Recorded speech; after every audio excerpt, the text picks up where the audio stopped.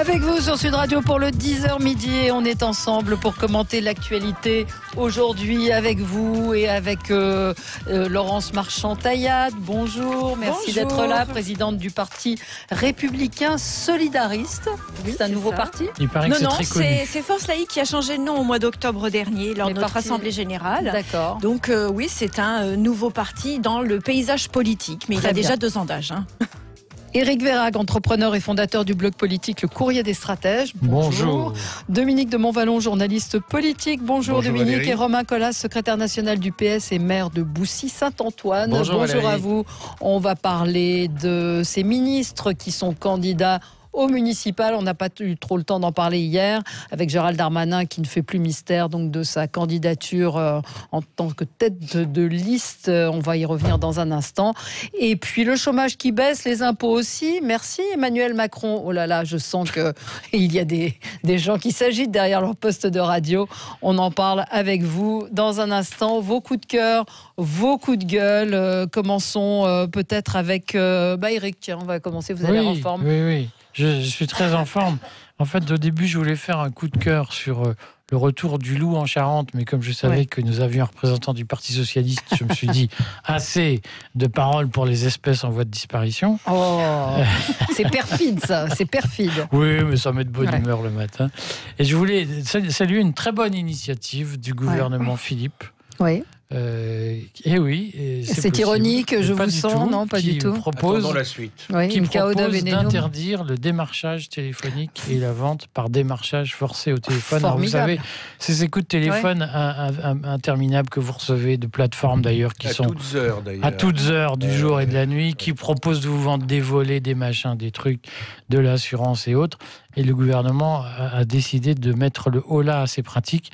Et je pense que c'est, pour le coup, une vraie mesure, peut-être anecdotique pour non, pas du tout. Je pense que ça empoisonne énormément la vie de beaucoup de gens. Enfin, on va prendre des mesures sur la vie quotidienne des gens qui seront positives. Mais je déplore qu'il n'y ait pas de secrétaire d'État à la consommation qui serait bien utile en ces temps compliqués pour les consommateurs. On aurait pu faire une doublette, égalité des femmes et consommation. Oui, et pourquoi et personnes âgées et handicapées, non, c'est ça. Vous mettez tout en même temps.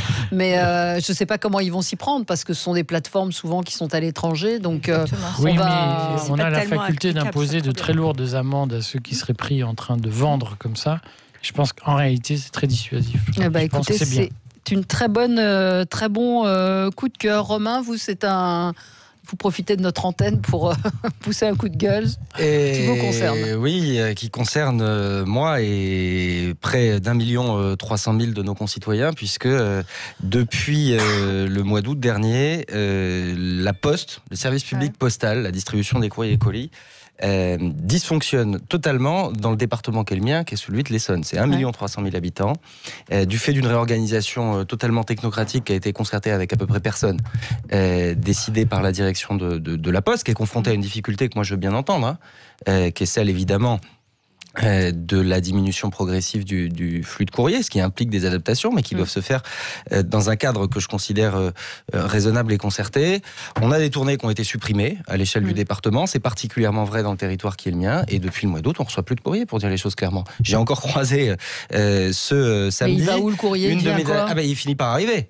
Mais j'ai croisé une de mes administrées, une ancienne, qu'on invite comme chaque année au repas des seniors. L'invitation est partie de ma mairie le 9 décembre. Pour un repas le 11 janvier, elle a reçu l'invitation le 22, donc autant vous dire qu'elle n'était pas autour de la table malheureusement avec nous, mais voilà ce qui se passe au 21e siècle, dans un des départements les plus peuplés de France, mais c'est valable mais c'est valable aussi dans le Cher, où il y a eu dans la Creuse, dans les départements moins peuplés, et on a d'ailleurs organisé avec les maires du coin... C'est quoi le problème? C'est une réorganisation qui n'est pas adaptée au terrain. Je vais vous dire pourquoi elle est technocratique. C'est que ça a été décidé sans concertation avec personne, mise en œuvre au mois d'août pour que les gens ne braillent pas trop.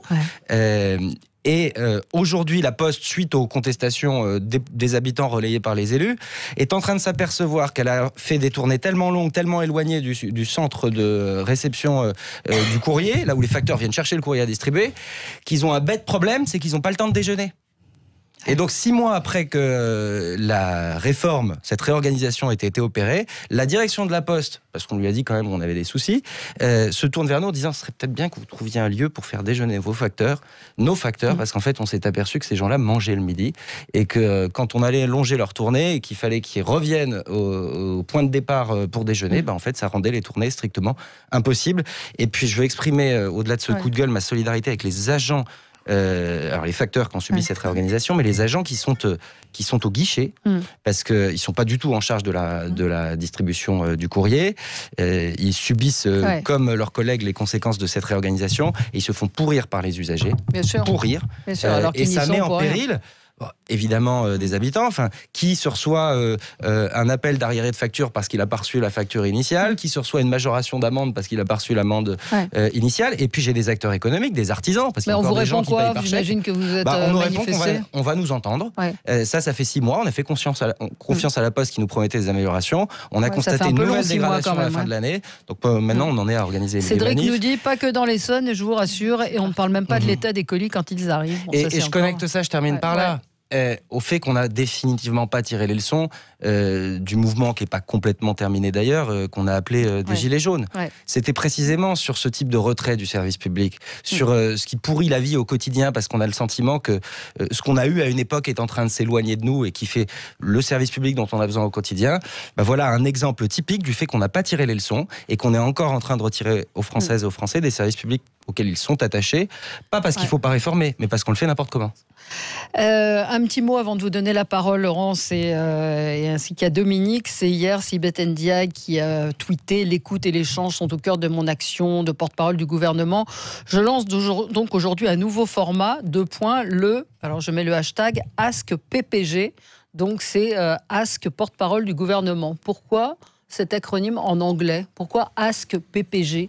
Après on va nous gonfler avec la journée de la langue française, de machin, de trucs, il faut parler de la langue française, et Ask PPG. Bon, je sais que la meuf est dead, mais quand même quoi, c'est un peu compliqué. Il y a un côté PPG. Il y a un côté déjà, c'est Sibeth Ndiaye, d'hyper-personnalisation de sa prise de parole. Vous remarquerez qu'elle s'exprime essentiellement par le jeu alors qu'elle est porte-parole du gouvernement, et donc il y a quelque chose de très révélateur là-dessus, c'est-à-dire qu'elle s'imagine aussi peut-être être la porte d'entrée du gouvernement, alors que théoriquement on a aussi des députés, des sénateurs, des élus de terrain qui sont capables de prendre les requêtes des gens. Et Ask PPG, ça fait un peu hotline, je trouve, le terme une fois de plus. Je trouve que c'est bien dommage de discréditer de cette façon-là une fonction qu'elle est censée occuper. Laurence, un coup de gueule sur un sujet dont on a déjà parlé plusieurs fois, mais l'affaire continue. L'affaire continue. C'est l'affaire Mila. C'est l'affaire Mila. D'ailleurs, Richard Malka a pris la direction. Richard Malka, qui est l'avocat, qui était l'avocat de Charlie Hebdo notamment, mais qui est aussi l'avocat de personnalités comme Mohamed Louisi, qui sont régulièrement poursuivis pour leur combat pour la laïcité contre l'islam politique. Et en l'occurrence, cette Mila, donc, qui a blasphémé l'islam, a été, je le rappelle, pour ceux qui découvrent l'affaire, a été insultée, a été menacée, notamment de meurtre sur les réseaux sociaux, et elle a dû être déscolarisée et cachée pour pouvoir, pour éviter d'être atteinte physiquement suite à ça. Moi, ce qui m'inquiète dans cette histoire, c'est que il n'y a aucune parole politique officielle, si ce n'est a priori une prise de parole de Marlène Schiappa ce matin, mais pour dénoncer les propos du responsable du CFCM qui était sur votre antenne il y a quelques jours, qui disait que finalement elle l'avait bien cherché. Mais aucun n'est là pour prendre la parole, pour dire officiellement, en tout cas, je parle des partis politiques, pour dire que la liberté d'expression dans notre pays est fondamentale, que la laïcité, c'est justement la liberté aussi de blasphémer, et que dans notre pays, ça doit rester une liberté fondamentale, sinon il n'y a plus de liberté, qui est notamment la liberté de penser. Je rappelle que l'islam, et notamment le Dieu, pour ceux qui y croient, c'est une opinion, et les opinions sont toutes critiquables, elles sont toutes à remettre en question, et on ne peut pas interdire à une personne de remettre en question une croyance. Une réaction sur cette absence de réaction, effectivement, des politiques d'une manière générale? Bon, je crois qu'il y en a eu quelques-unes. En tout cas, moi, je m'exprime au nom du Parti Socialiste. Mais c'est toujours le problème. Non, moi, je suis un des porte-parole du Parti Socialiste, donc quand j'essaye de faire attention à ce que je dis, parce que je crois que ma parole, elle engage la formation politique, qui n'a pas encore complètement disparu, cher Eric. Et d'ailleurs, le retour du loup dans les Charentes montre que la vie est faite de flux et de reflux, et qu'il ne faut jamais insulter l'avenir, surtout pas en politique. Regardez Darmanin, par exemple. Quoi qu'il en soit, je condamne évidemment toutes celles et tous ceux qui considèrent que, au nom de la défense de convictions religieuses, on peut faire tout et n'importe quoi. Et oui, dans ce pays, fort heureusement, moi j'ai toujours été Charlie et je serai toujours Charlie, on a le droit de critiquer les religions. Je pense même que c'est sain d'ailleurs dans le débat public. La laïcité, c'est la liberté de croire, de ne pas croire, et c'est la liberté pour le corps social de s'organiser en dehors du religieux. Voilà, c'est ça ma définition très stricte, très exigeante de la laïcité. Donc évidemment que cette jeune Mila, elle doit être défendue, elle doit être protégée par la République, parce qu'elle a simplement usé de son droit républicain à la parole. Mais c'est vrai, et c'est vrai que on a vu parfois les partis politiques plus prompts à s'emparer de certaines affaires. Amin El Khatmi dit les voix de gauche, elles sont lâches. Quand un humoriste subventionné de France Inter dit ça, Jésus c'est le fond et de PD, commerce d'Amin El Khatmi de dénoncer la lâcheté supposée de la gauche. Il répète la même chose surtout et tout le temps. Oui, mais quand France Inter dit Jésus et PD, elle défend la liberté d'expression, mais quand Mila est menacée de mort et doit déménager pour s'être moquée de l'islam, elle déserte. Toute l'ambiguïté de ce qu'on appelle l'islamo-gauchisme. C'est-à-dire que, de fait, aujourd'hui, et paradoxalement, les principaux ex-bouffeurs de curés sont devenus les principaux défenseurs de l'islam politique. Et c'est vrai que la gauche, on va dire radicale, qui devrait être très laïque ou laïcisante, est aujourd'hui la grande défenseuse, grande protectrice d'une affirmation islamiste qui est très hostile aux libertés publiques. Et qui est très homophobe d'ailleurs. Parce qu'il y a de l'homophobie dans le... Ah oui, il y a de l'homophobie aussi dans les réactions face à Mila. Mais cette affaire met en lumière, une fois de plus et de façon particulièrement crue, les contradictions très fortes qui traversent la scène politique. Alors je crois que c'est les contradictions qui traversent la scène politique, ça concerne d'abord la gauche en général. N'excluons pas d'ailleurs la droite complètement, mais je le mets au second rang quand même. Il y a un embarras, je choisis l'approche modérée, il y a un embarras qui conduit tout droit ensuite à la paralysie et ensuite après au silence. C'est pas possible que ça dure comme ça. C'est pas possible. Il faut être au clair. Et vous qui, à juste titre, avez tenu des propos... qui, à juste titre, vous êtes présenté comme le porte-parole du Parti Socialiste et qui, par ailleurs, avez tenu des propos extrêmement clairs. Le seul problème, comme auditeur, comme journaliste, quand je vous entends, c'est que je me demandais, mais sans agressivité, de combien de socialistes êtes-vous aujourd'hui le représentant? Je ne parle pas de la force que représente le Parti Socialiste aujourd'hui, mais j'ai l'impression que vous êtes une minorité. Le propos que vous tenez n'engage pas la totalité de la gauche et même pas la totalité du Parti Socialiste, hélas. Mais je vous ai dit que... Pour ce qui est de la gauche, certainement pas. Oui. Confère les propos tenus par Éric à l'instant et que je peux partager sur l'ambiguïté, pour ne pas dire plus, d'une partie du positionnement de la gauche dite radicale. Pour ce qui concerne le PS, si des interrogations avaient pu se faire jour par le passé, tout ça aussi alimenté dans le cadre d'une querelle politicienne. Il faut pas se mentir.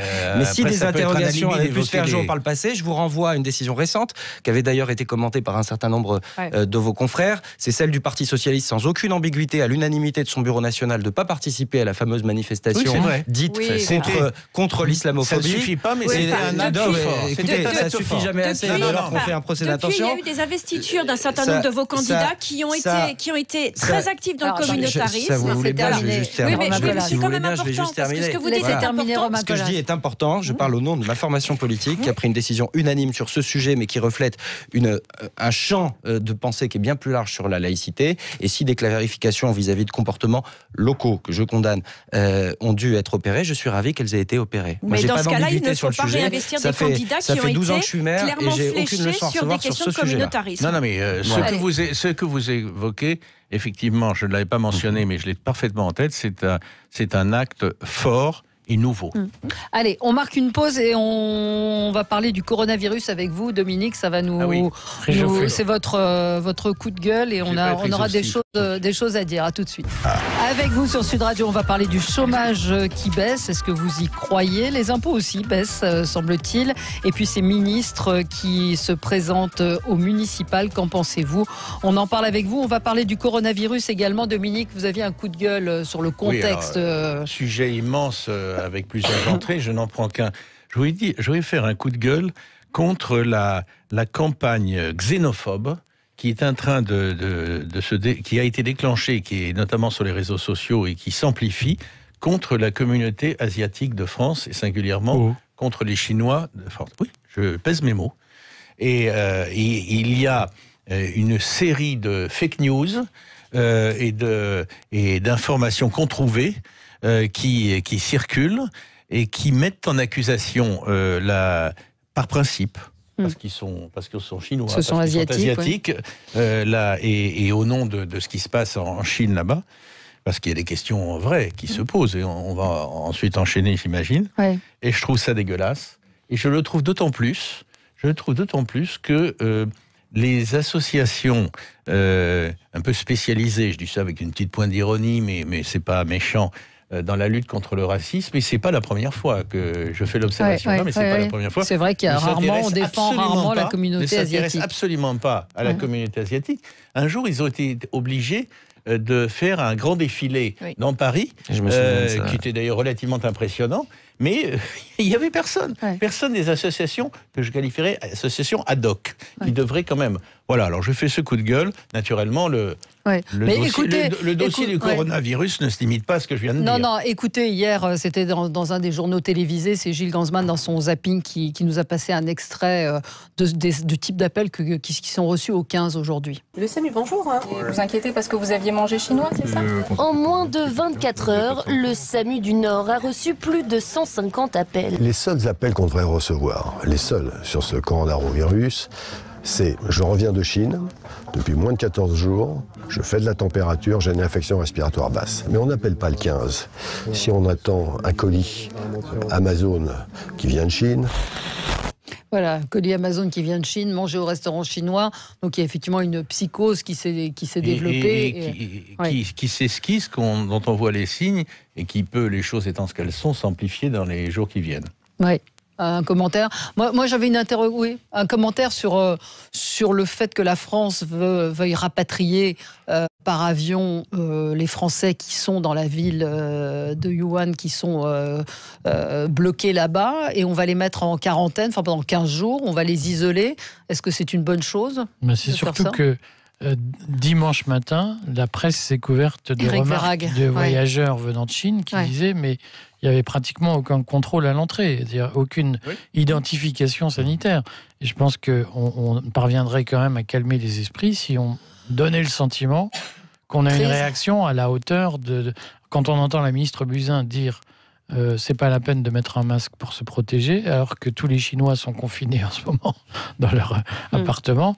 Ça veut quand même dire qu'en France, on retrouve le discours, mais le nuage de Tchernobyl ne passera pas les frontières et nous, on va y échapper. Ce qu'on disait au début de la contamination, c'est en France, on ne sera pas touché. Et je pense qu'une fois de plus, on n'a pas tiré les leçons. Le ministère de la Santé n'a pas tiré les leçons en termes de communication de ces erreurs commises, notamment à Rouen avec Lubrizol. Et on continue à faire des dénis face à des évidences où les gens qui ont Internet, en 3 minutes, ils comprennent bien que c'est pas à la hauteur et que tout ça, c'est du pipeau. Qu'est-ce que vous voulez dire? Qu'est-ce qu'il faudrait faire? Une solution, me semble-t-il, importante, c'est que le ministère de la Santé prenne de vraies précautions à l'entrée aux frontières, notamment de voyageurs venant de Wuhan, pour dire on se donne les moyens de traquer les malades et on arrête de dire mais non, mais il y a juste 3 cas, tout va bien. Mais le problème est d'autant plus complexe qu'il n'y a pas que les malades. Il y a la période d'incubation. Oui, il y a la période d'incubation. On va apprendre un certain nombre de choses qui font qu'il n'y a pas de signe extérieur qui montre qu'on est... Raison de plus pour faire des diligences qu'on ne fait pas aujourd'hui en disant mais non, tout va bien, vous faites pas de soucis, tout se passera bien. Et forcément, en plus, il y a une défiance qui s'est créée, notamment après l'affaire Lubrizol à Rouen, où le public se dit mais on a face à nous des gens qui n'écoutent pas et qui nous racontent des cracks. Et on n'a pas tiré les leçons de ça. Et il y a aujourd'hui, en effet, une culture de défiance vis-à-vis du discours institutionnel. Et les institutions ne se donnent pas les moyens de réagir. L'affaire Rouennaise qui a compté beaucoup, à mon avis, enfin, c'est mon point de vue, c'est la défiance radicale vis-à-vis de toute parole d'en haut. Oui, mais qui est nourrie par ce genre de choses. Je suis d'accord avec Dominique de Montvalon. Juste sur le fait que les mesures de précaution et le fait que des Français soient rapatriés. Je crois savoir, et pourtant vous le savez, je ne suis pas un soutien du gouvernement, qu'Agnès Buzyn a annoncé que des mesures étaient en place, notamment sur Roissy, depuis lundi, avec une cellule d'accueil. Ça, moi, très franchement, je ne suis pas médecin et je suis pas apte à juger. Il y a un sujet global dans ce pays de communication de crise. Et le problème, c'est que quand on n'est pas en situation de délivrer sans alarmer, mais dans la plus parfaite des transparences, toute l'information dès le départ, on laisse la place à la propagation des fake news. Et c'est un peu le drame de notre époque. C'est qu'aujourd'hui, la vérité est une opinion comme une autre. Et donc, on confond la vérité et les opinions. Et je rejoins parfaitement ce que dit Dominique de Montvalon. Et c'est ça la difficulté à laquelle nous sommes confrontés. La parole qui vient d'en haut et l'absence de crédibilité de cette parole qui vient d'en haut. C'est l'émetteur. Vis-à-vis du politique, ça fait longtemps. Pour autant, des journalistes doivent parler. Voilà. Et il peut faire autorité parce que vis-à-vis du politique, ça fait un moment. Des journalistes, ça a tendance un peu à s'installer. Mais quand le en haut, c'est le médecin, ça me pose un vrai problème pour de vrai. Alors évidemment, le reste me pose un problème en matière de démocratie, mais en matière de sécurité sanitaire et de politique de santé publique, quand les Françaises, les Français, il y avait des sondages qui montraient d'ailleurs des chiffres alarmants de ce point de vue-là, ne font plus confiance aux médecins, celles et ceux qui sont en charge de leur santé, ça doit alarmer la société tout entière. Oui, Laurence ? Je suis parfaitement d'accord. On a vu notamment dans les cas de scandale sur le vaccin que les Français ne font plus confiance à leurs médecins quand il y a une prescription médicale. Et là, il y a de nombreux médecins qui passent à l'antenne, qui donnent des informations qui souvent d'ailleurs sont contradictoires. Au début, on nous disait que le vaccin n'était pas transmissible, le virus n'était pas transmissible lorsqu'on était en incubation. Maintenant, on nous dit qu'il est transmissible en période d'incubation. Donc, le doute laisse la place effectivement à la fake news. Et le résultat, c'est que c'est générateur de beaucoup d'angoisse. Oui, enfin, ils sont quand même globalement plutôt rassurants. Pour l'instant, on peut y voir un complot si on veut, mais globalement, ils sont quand même plutôt rassurants sur le virus en tant que tel. Et le fait que les Français, pardon, parce que je vais dire un mot là-dessus, que les autorités françaises rapatrient des Français parce qu'ils considèrent, là l'État fait son boulot, parce qu'ils considèrent qu'ils seront sans doute mieux pris en charge, plus considérés par le service public français de santé, ne me choque absolument pas. La France, c'est pas pour ça. Et dans son rôle. Ça peut compter éventuellement. J'espère que c'est la motivation. Non, il y a une autre raison, c'est qu'on ne sait pas du tout combien de temps va durer cette épidémie en Chine.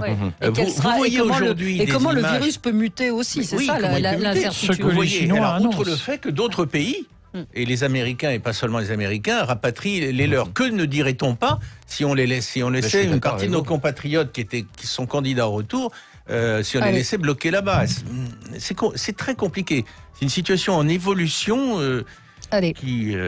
il faut parler, mais avec prudence. On marque une petite pause et on se retrouve dans un instant. Le chômage baisse, une baisse inédite, du jamais vu depuis 2008. Visiblement, vous n'y croyez pas, auditeurs de Sud Radio, mais on va quand même en parler, essayer de comprendre ce qui fonctionne ou ce qui ne fonctionne pas.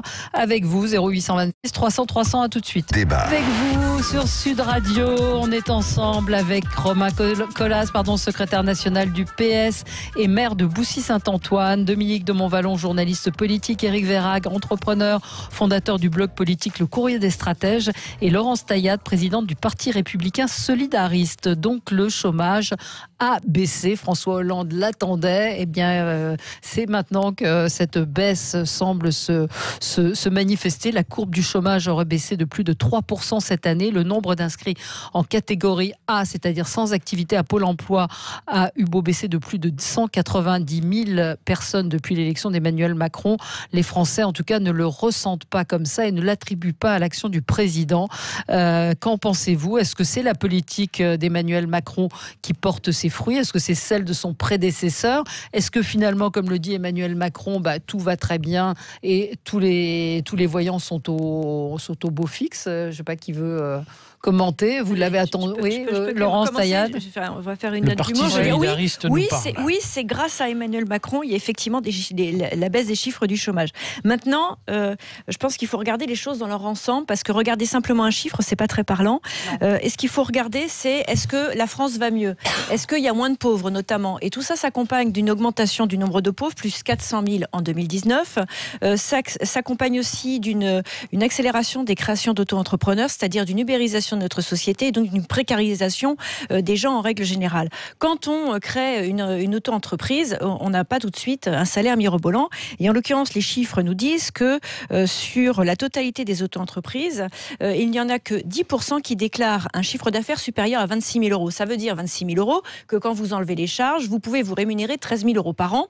13 000 euros par an, c'est un peu moins que le SMIC. Donc en réalité, je n'ai pas le sentiment, si on regarde les chiffres en profondeur, que les choses s'améliorent tellement, d'autant plus qu'il y a un chiffre qui, lui, devrait nous inquiéter tous, qui est l'augmentation du nombre de chômeurs de longue durée, qui est de plus de 3,5%, qui, là, est excessivement inquiétant.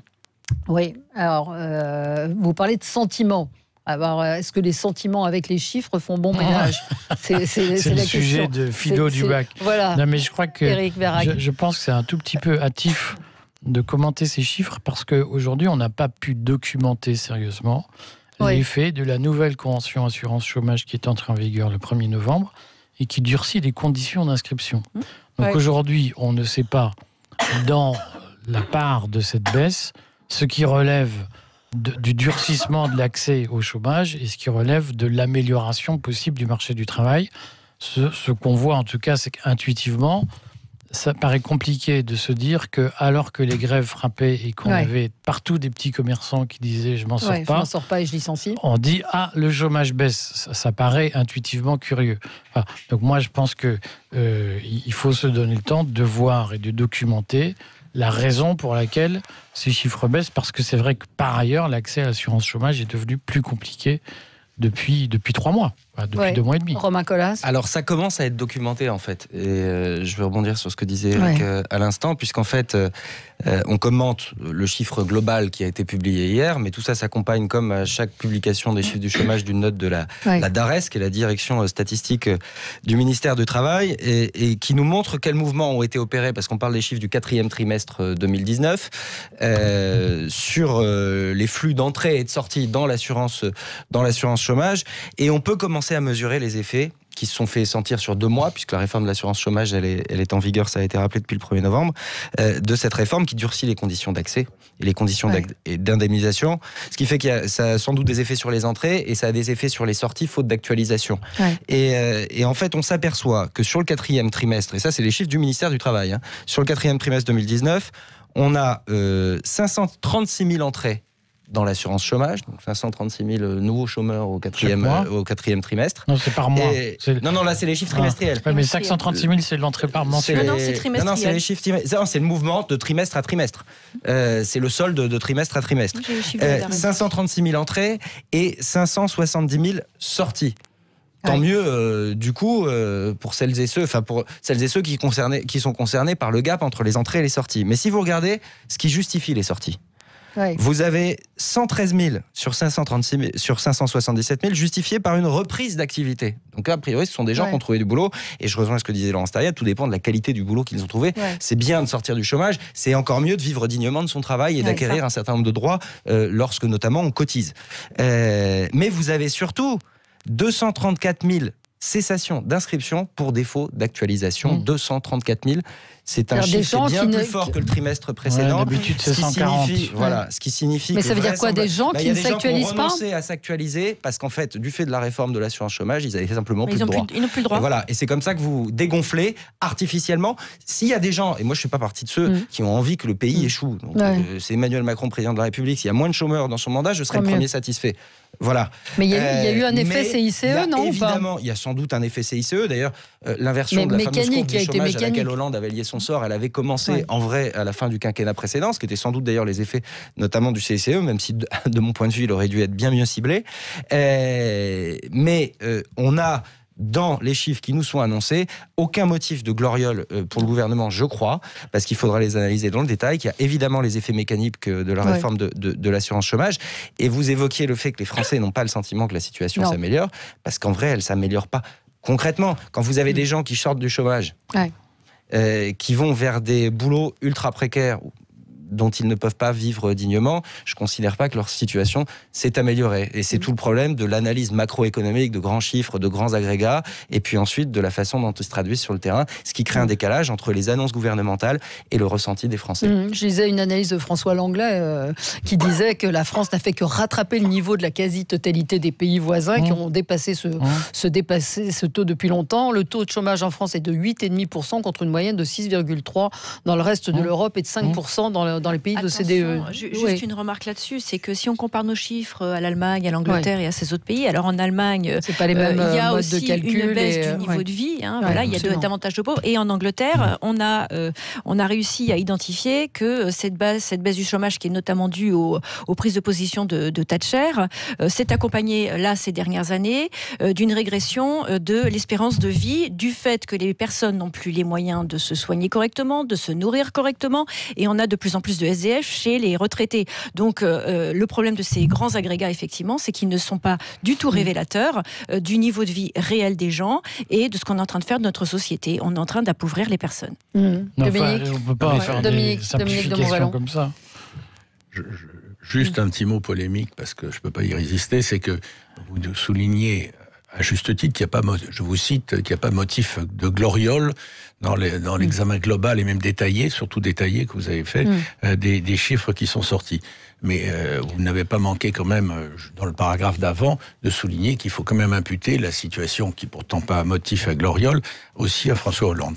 Je répondais à une question de Valérie. Oui, je disais, j'ai posé la question. Vous ne l'avez pas expliqué.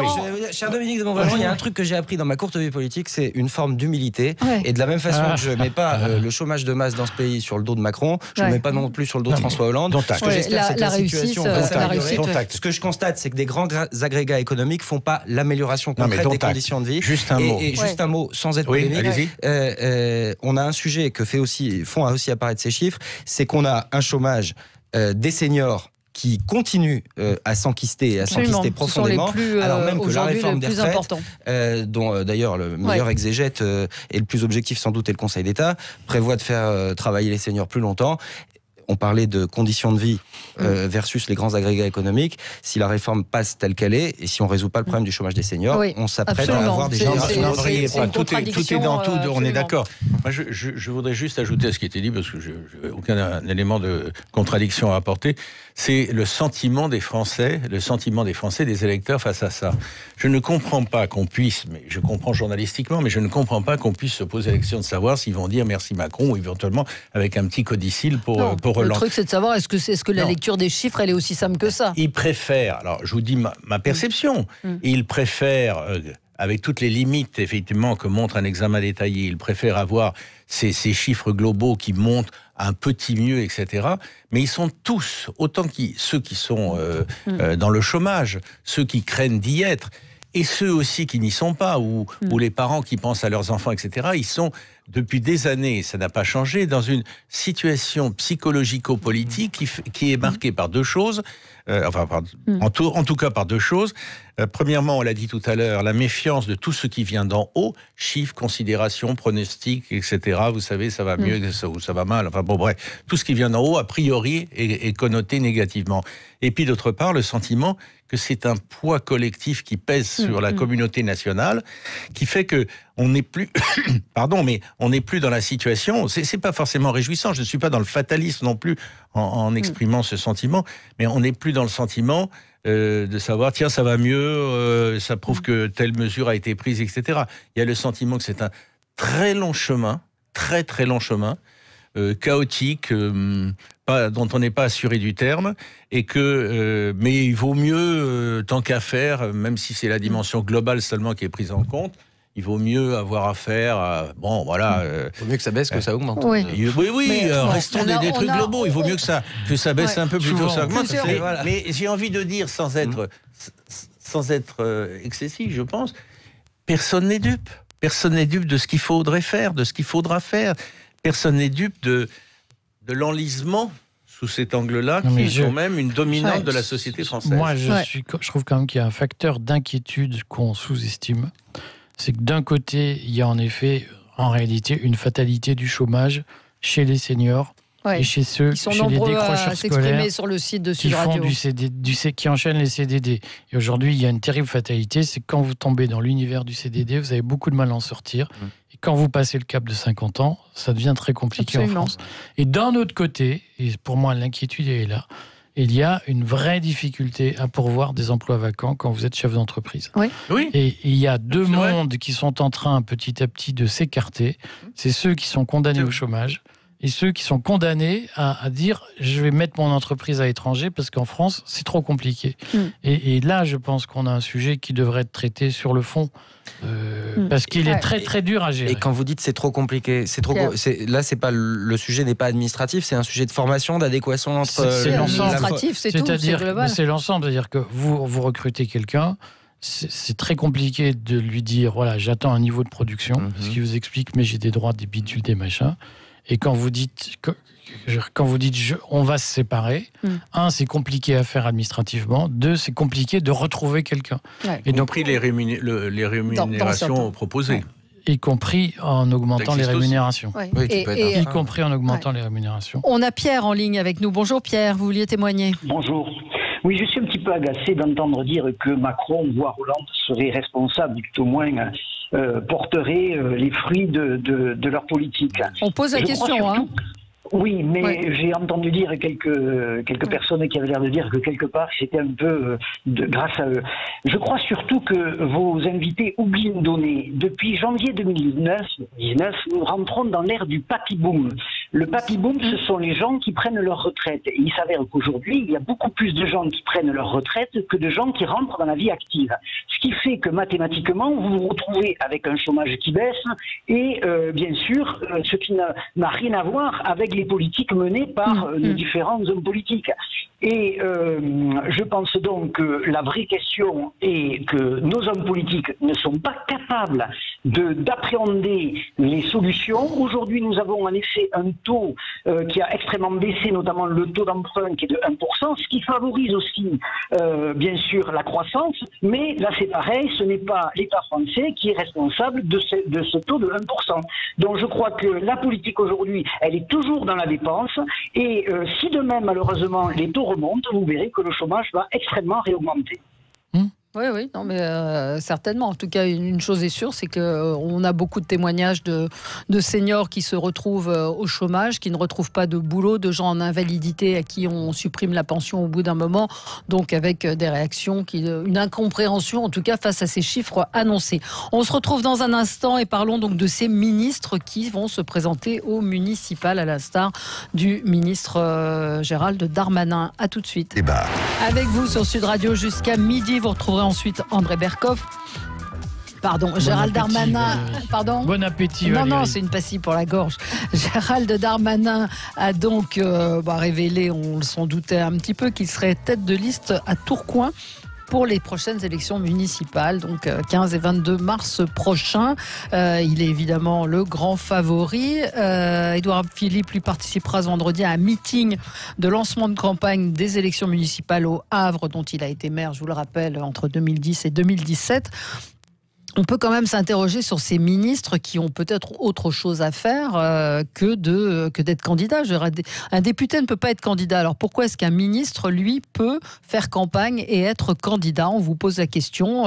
Il y a Didier Guillaume également qui se présente, Jean-Baptiste Lemoyne. Enfin, ils sont plutôt nombreux, non? D'ailleurs, Jean-Baptiste Lemoyne et Didier Guillaume, qui appartiennent au gouvernement, ils se présentent face à face dans la même ville. Il paraît que la question va être réglée rapidement. Oui, pour eux. Et de quelle façon? Mais d'une manière générale, les ministres ont-ils le... Enfin, est-ce que ça vous choque qu'ils soient candidats à une élection alors qu'ils ont un boulot à plein temps? Écoutez, moi, ça ne me choque pas. C'est une poire pour la soif? Non, mais je vais faire... Non.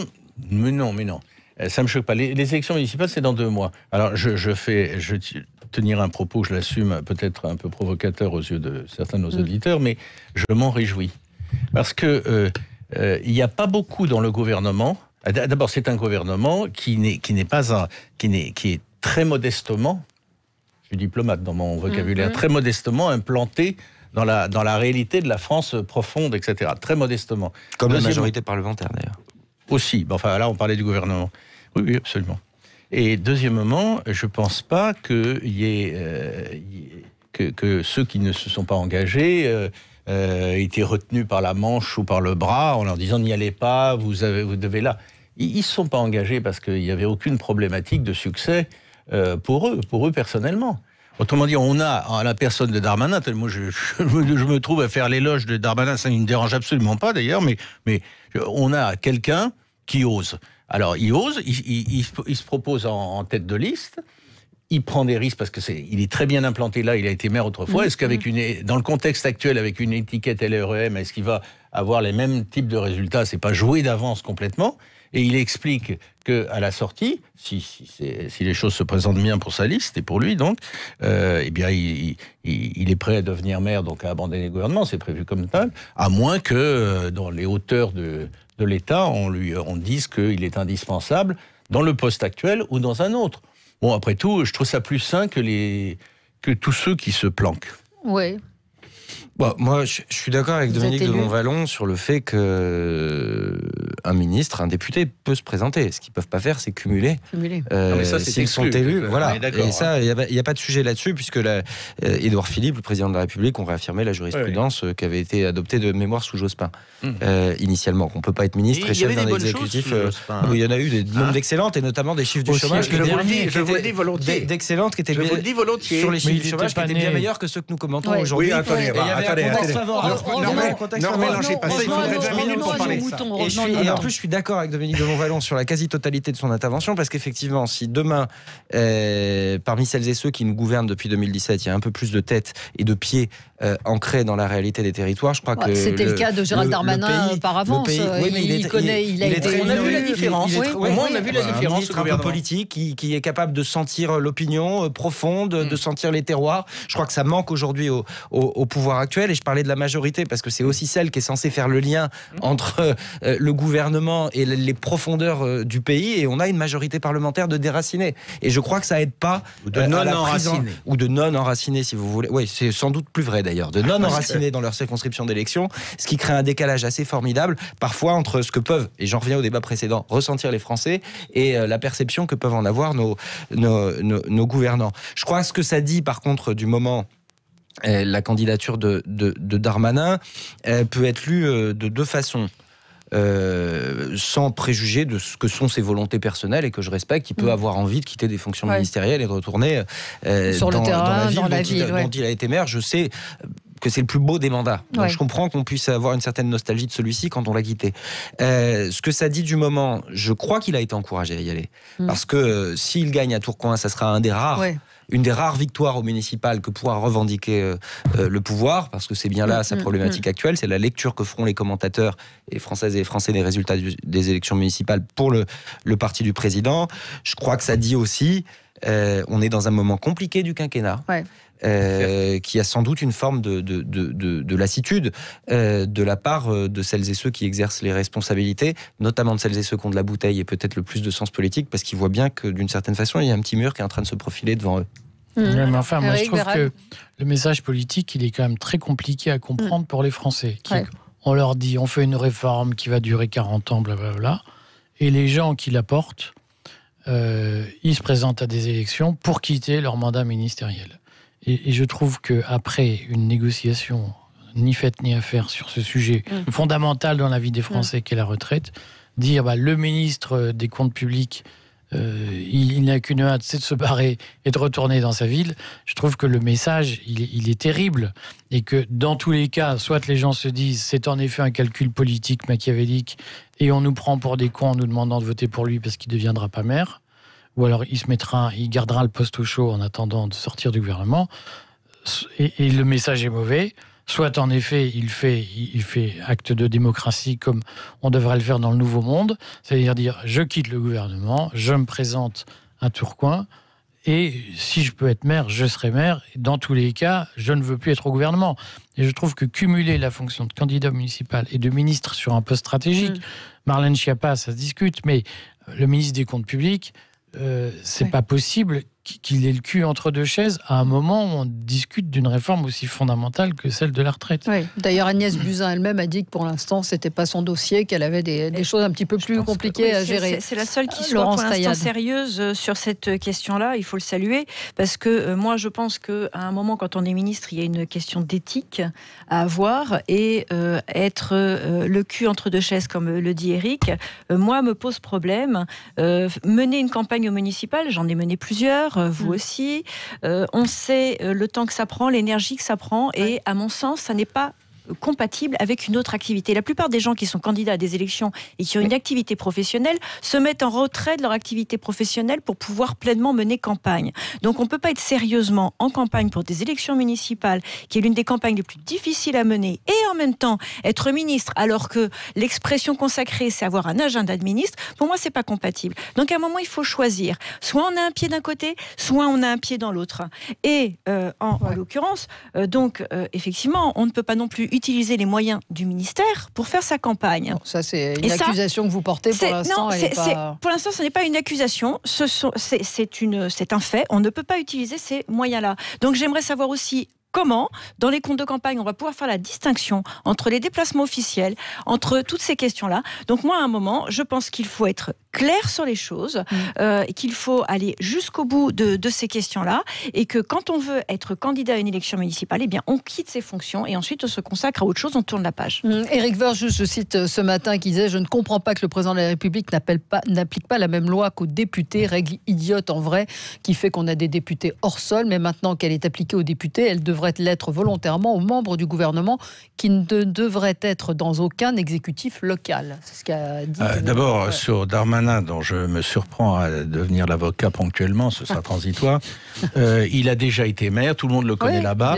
Il y a 2 mois de campagne, donc on n'est pas dans le cas de figure de quelqu'un qui se parachute et qui doit vraiment remuer ciel et terre. Connaissant le bonhomme, il doit être en campagne depuis déjà quelques temps. Oui, bah, il l'est. Mais justement, je veux dire, avec avec un peu de provocation. Oui, vous avez tout à fait raison. Mais moi, je le prends d'une autre façon. C'est-à-dire, je pense que le non-cumul a été totalement excessif. Les lois contre le non-cumul ont été complètement excessives. Si on avait des ministres qui avaient un ancrage, je ne parle pas de maire nécessairement, mais qui avaient un ancrage dans le territoire...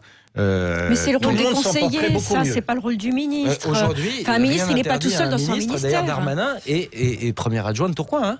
Et tout ministre des comptes publics. Alors attendez, j'ajoute autre chose, toujours dans ma prosopopée darmanesque. N'oublions pas, auprès de qui travaille-t-il? Auprès pour le service de la France, bien sûr, de Bruno Le Maire, qui a clairement fait comprendre que si jamais le poste de Premier ministre était... Pas pour, mais avec. Hein. Si vous dites à Darmanin qu'il travaille pour Bruno Le Maire, il a clairement fait comprendre que si le poste de Premier ministre se libérait, il était prêt à offrir ses services au président de la République et éventuellement au pays. Il n'avait pas besoin de le dire pour qu'on... Oui, mais ça en plus a été dit. Eh bien, je pense que Darmanin se tient prêt à toutes sortes d'hypothèses qui vont d'une promotion au sein du gouvernement au fait de quitter le gouvernement. Allez. Tout ça sous réserve de gagner à Tourcoing, ce qui n'est pas fait. Merci à tous les 4. À suivre André Berkoff. Très bonne journée à l'écoute de Sud Radio. Bonne journée.